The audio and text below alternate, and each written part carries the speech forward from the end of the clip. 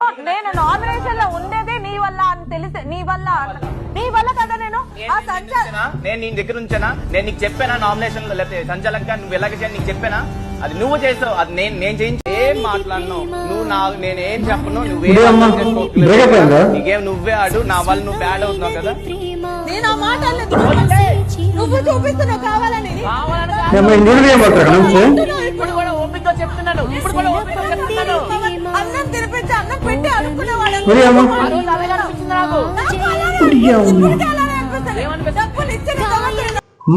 భలే సేఫ్గా మాడతారు బాబు ఈ రీతు పవన్, మామూలు సేఫ్గా మాడట్లే. ఎందుకంటే ఎప్పుడైతే బాండింగ్ ద్వారా నామినేషన్స్ అయిపోయో, రిలేషన్షిప్ ద్వారా నామినేషన్స్ అయిపోయో వీళ్ళు విడిపోతారు. ఎందుకంటే మేము రిలేషన్ లో లేము, ఏ బాండ్ లేదని చెప్పడానికి.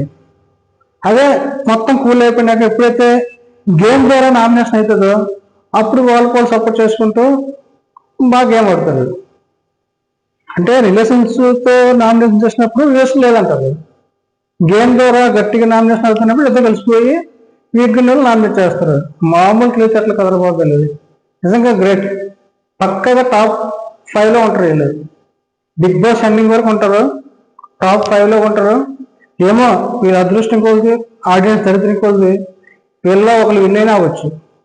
మామూలు అసలు మైండ్గా మామూలు లేదు, మైండ్గా కాదు సేఫ్. ఇంకా మన ఛానల్ ఎవరైనా సబ్స్క్రైబ్ చేసుకుంటారో సబ్స్క్రైబ్ చేసుకోండి. Thank you.